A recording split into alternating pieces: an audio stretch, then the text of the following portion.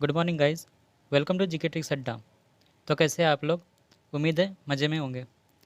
तो चलिए बिना समय गवाए शुरू करते हैं हमारा आज का सेशन। तो बताइए, ई कॉमर्स कंपनी अमेज़ॉन के संस्थापक कौन है, यानी कि फाउंडर कौन है? तो गाइस, हम सभी को पता है कि अमेज़ॉन एक ऑनलाइन वॉच शॉपिंग पोर्टल है और इसकी शुरुआत जेफ बेजोस जी ने की थी 1994 में। 5 जुलाई 1994 को जेफ बेजोस जी ने इसकी शुरुआत की थी और इसके current president and CEO Andy Jassy है। और वैसे बात करें एलन मस्क की, तो इन्होंने स्पेस एक्स को फाउंड किया था। और हम सभी को पता है कि मार्क जुगरबर्ग फेसबुक के सीईओ है और इन्होंने फेसबुक को फाउंड किया था 2004 में। और बात करें बिल गेट्स की, तो इन्होंने 1975 में माइक्रोसॉफ्ट कंपनी की शुरुआत की थी। तो चलिए गाइस, बढ़ते हमारे अगले क्वेश्चन की तरफ। तो बताइए, प्याज का वैज्ञानिक नाम यानी कि साइंटिफिक नेम क्या है? तो इसका करेक्ट आंसर है एलियम सेपा। एलियम सेपा ये प्याज की साइंटिफिक नेम है। और गाइज, इसके ऊपर हमने एक ट्रिक्स की वीडियोस भी बनाई हुई है, जिसकी लिंक आपको ऊपर आई बटन पे या फिर डिस्क्रिप्शन बॉक्स में मिल जाएंगी, जहाँ पर हमने साइंटिफिक नेम को ट्रिक्स के माध्यम से याद करने की कोशिश की है। आई होप कि उससे आपको ज़रूर बेनिफिट पहुँचेगा। और जैसे कि हमने लास्ट वीडियो में डिस्कस कर चुके थे, पायरस मेलस। पायरस मेलस ये है एप्पल का साइंटिफिक नेम। और सोलेनम टुब्रोसम ये है पोटैटो का। और मैंगीफेरा इंडिका है मैंगो का। तो चलिए बढ़ते हैं हमारे अगले क्वेश्चन की तरफ। तो बताइए, गणितसार संग्रह पुस्तक के लेखक कौन है? गणितसार संग्रह, तो इसका करेक्ट आंसर हो जाएगा महावीर जी। महावीर जी ने गणितसार संग्रह किताब को लिखा था। और बात करें आर्यभट्ट की, तो आर्यभट्टियम नामक किताब जिन्होंने लिखी है। ब्रह्मगुप्ता ने ब्रह्मगुप्ता सिद्धांतिका और वरामिहिर जी ने पंच सिद्धांतिका नामक किताब लिखी है, जो कि 5 किताबों का एक संग्रह है। हम बात करेंगे उन किताबों की, तो वो है सूर्य सिद्धांता, रोमा का सिद्धांता, पोलिसा सिद्धांता, वशिष्ठ सिद्धांता और पितामह सिद्धांता। इन 5 बुक्स के संग्रह को मिलकर एक पंच सिद्धांतिका बनती है, जो कि लिखी है वरामिहिर जी ने। तो इन किताबों को याद रखिए। चलिए बढ़ते हैं हमारे अगले क्वेश्चन की तरफ। तो बताइए, भारतीय सेना दिवस यानी कि इंडियन आर्मी डे कब मनाया जाता है? तो इसका करेक्ट आंसर है 15 जनवरी। हर साल हम 15 जनवरी को भारतीय सेना दिवस यानी कि इंडियन आर्मी डे मनाते हैं। और ये हम क्यों मनाते हैं? क्योंकि इसी दिन के एम करियप्पा जी ने आज़ाद भारत के फर्स्ट कमांडर इन चीफ के रूप में शपथ ली थी, इसलिए ये दिन हम मनाते हैं। इसी तरह 4 फरवरी को हम वर्ल्ड कैंसर डे मनाते हैं और 8 मई को वर्ल्ड रेड क्रॉस डे और वर्ल्ड थैलेसीमिया डे भी मनाते हैं। और बात करें 7 नवंबर की, तो national cancer awareness day national cancer awareness day मनाते हैं इस दिन। और यहाँ पे आप कंफ्यूज मत हो जाना 4 फरवरी और 7 नवंबर में। 4 फरवरी है वर्ल्ड कैंसर डे और 7 फरवरी है नेशनल कैंसर अवेयरनेस डे। तो ये दोनों अलग अलग होते हैं, तो इस चीज़ को नोट कर लो। चलिए बढ़ते हैं हमारे अगले क्वेश्चन की तरफ। तो बताइए, विश्व बैंक यानी कि वर्ल्ड बैंक का हेडक्वार्टर कहाँ पर है? तो इसका करेक्ट आंसर हो जाएगा वाशिंगटन डीसी में। वाशिंगटन डीसी में इसका हेडक्वार्टर है। और बात करें वर्ल्ड बैंक की, तो वर्ल्ड बैंक की स्थापना हुई थी 7 जुलाई 1994 को। 1994 को इसकी स्थापना हुई थी और वाशिंगटन डीसी में इसका हेडक्वार्टर है, जैसे कि हम अपने डिस्कस कर ही चुके हैं। और इसके प्रेसिडेंट अभी फ़िलहाल में नए बने हैं, अजय बांगा जी। और इसकी टोटल मेंबर कंट्रीज़ है 189। और वर्ल्ड बैंक के साथ में कुछ और ऑर्गेनाइजेशन का हेडक्वार्टर भी हमें वाशिंगटन डीसी में मिल जाएगा, जैसे कि IMF यानी कि इंटरनेशनल मॉनेटरी फंड, IBRD यानी कि international bank for reconstruction development, और IDA यानी कि इंटरनेशनल डेवलपमेंट एसोसिएशन, और IFC इंटरनेशनल फाइनेंस कॉरपोरेशन। सो इन सब के भी हेडक्वार्टर वाशिंगटन डीसी में ही मिल जाएंगे। और जैसे कि लास्ट वीडियोज़ में अपन ने डिस्कस कर ही चुके कि पेरिस फ्रांस में है यूनेस्को का हेडक्वार्टर, और जेनेवा स्विट्ज़रलैंड में इंटरनेशनल लेबर ऑर्गेनाइजेशन, WHO यानी कि world health organization, WIP world intellectual property, world trade organization यानी कि WTO जैसे ऑर्गेनाइजेशन अपने को जेनेवा स्विट्ज़रलैंड में मिल जाएंगे। और न्यूयॉर्क USA में यूनाइटेड नेशन ऑर्गेनाइजेशन और यूनिसेफ का हेडक्वार्टर मिल जाएगा। तो चलिए बढ़ते हैं हमारे अगले क्वेश्चन की तरफ। तो बताइए, कुचिपुड़ी नृत्य यानी कि क्लासिकल डांस ये किस राज्य का क्लासिकल शास्त्रीय नृत्य है? तो इसका करेक्ट आंसर हो जाएगा आंध्र प्रदेश। आंध्र प्रदेश का ये क्लासिकल डांस है। और इसी के साथ हमारे भारत में टोटल 8 तरीके के क्लासिकल डांस किए जाते हैं, जो कि तमिलनाडु का भरतनाट्यम, कथक जो कि किया जाता है उत्तर प्रदेश में, कथकली ये है केरला का, कुचिपुड़ी जैसे कि हमने पढ़ चुके आंध्र प्रदेश का, ओडिसी नाम से समझ में आता है अपने को, उड़ीसा का है।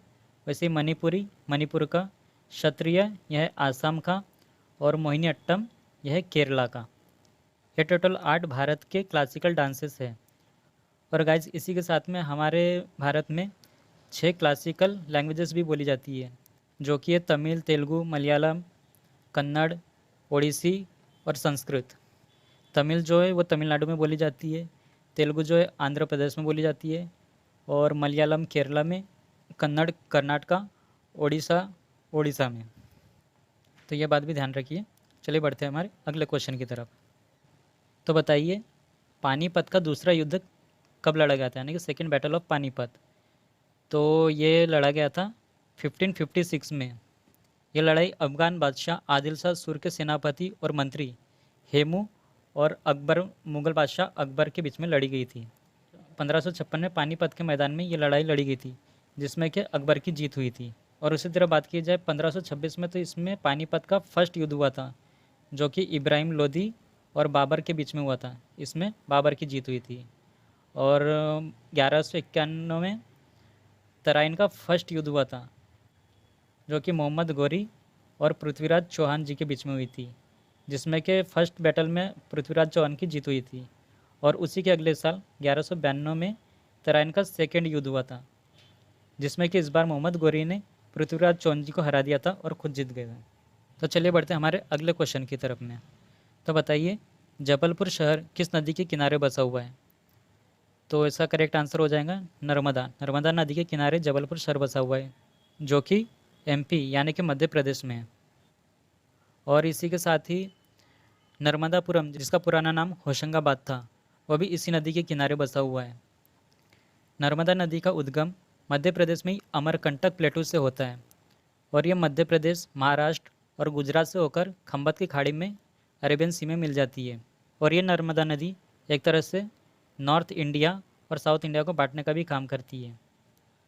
बात की जाए गोदावरी नदी की, तो ये महाराष्ट्र में नासिक के त्र्यंबकेश्वर से निकलकर बे ऑफ बंगाल में जाकर मिल जाती है, और इसको दक्षिण गंगा भी कहा जाता है, यानी कि साउथ की गंगा।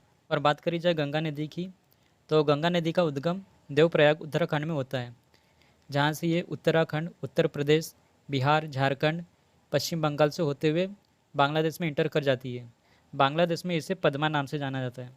और ये बांग्लादेश में ब्रह्मपुत्र नदी, जो कि बांग्लादेश में जमुना नाम से जानी जाती है, उसके साथ मिल जाती है और एक मेघना रिवर सिस्टम बनाती है, और फिर बाद में बे ऑफ बंगाल में डेल्टा बनाते हुए समा जाती है।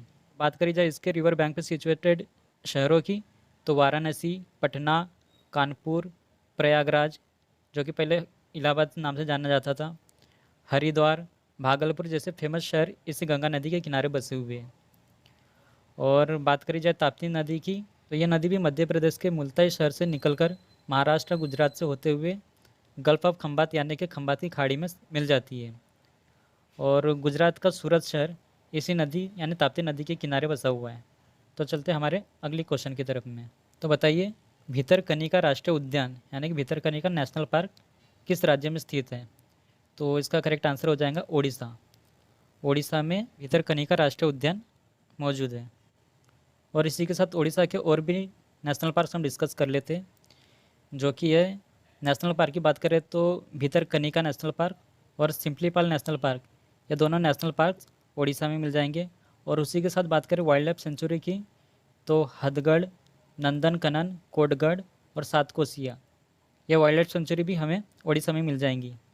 तो गाइज इनको याद रखने का एक तरीका है, हम सब इनको एक लाइन में पढ़ लेते हैं। इसके नेशनल पार्क या फिर वाइल्ड लाइफ सेंचुरी इससे कंपेयर ना करते हुए बस एक ही लाइन में पढ़ा करिए। जैसे कि एक लाइन में बोला करिए भितरकनिका, सिम्पलीपाल, हथगढ़, नंदनकनन, कोटगढ़, सातकोसिया।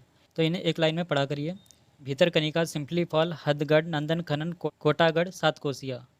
भितरकनिका, सिम्पलीपाल, हथगढ़, नंदनकनन, कोटागढ़, सातकोसिया। इस तरीके से 8-9 बार या फिर आपको जब भी टाइम मिले तब बार बार दोहराते रहिए। और ये सब याद हो जाएंगे तो एग्ज़ाम में आपको बहुत इजीली याद आ जाएगा और आप इजीली टिक कर सकते हैं। और गाइज़ अगर आप लोगों को भी याद रखने का तरीका पता होगा तो आप उस तरीके से भी जा सकते हैं। ज़रूरी नहीं कि मैं जो बता रहा हूँ उसी तरीके से आप भी करो, आपका खुद का दिमाग भी लगा सकते हैं। तो चलिए बढ़ते हैं हमारे अगले क्वेश्चन की तरफ। तो हमारा ये आज का आखिरी क्वेश्चन है 10वां। तो बताइए भारत का पहला उच्च न्यायालय यानी कि फर्स्ट हाई कोर्ट कहाँ बना था? तो 1862 में एक्चुअली 3 हाई कोर्ट एक साथ बने थे, जो कि Madras high court, Bombay high court और कलकत्ता हाई कोर्ट। ये तीनों हाई कोर्ट एक ही साल बने थे, बट कुछ महीनों का फासला था, यानी आगे पीछे बने थे। तो हमारे क्वेश्चन के हिसाब से बात की जाए तो कलकत्ता हाई कोर्ट सबसे पहले बना था, और फिर बॉम्बे हाई कोर्ट, और उसके बाद मद्रास हाई कोर्ट। और बात करी जाए दिल्ली हाई कोर्ट की तो ये 1966 में बना था। और गाइज़ आज से हम होमवर्क क्वेश्चन भी ऐड कर रहे हैं। ये होमवर्क क्वेश्चन प्रीवियस वीडियोज़ में से ही होगा, जिसका आंसर आप लोगों को कमेंट बॉक्स में बताना है। तो देखते हैं कितने लोग सही आंसर दे पाते हैं। तो आज का होमवर्क क्वेश्चन है, आम का वैज्ञानिक नाम क्या है, यानी कि what is the scientific name of mango. तो आपको इसका आंसर कमेंट बॉक्स में कमेंट करके बताना है। और गाइज़ वीडियो अगर पसंद आया है तो लाइक करके प्लीज़ मोटिवेशन बढ़ाइए, ताकि आगे और मेहनत करने की इंस्पिरेशन मिले। तो चलिए अपना आंसर कमेंट करें। तो मिलते हैं हम हमारे अगले वीडियोज़ में। और गाइज़ हमारा ये वीडियो आएगा मंडे टू फ्राइडे। हम मंडे टू फ्राइडे आएंगे, और कल है सैटरडे, तो हम मिलेंगे अगली वीडियोज़ में। मंडे के दिन हम सुबह मिलेंगे।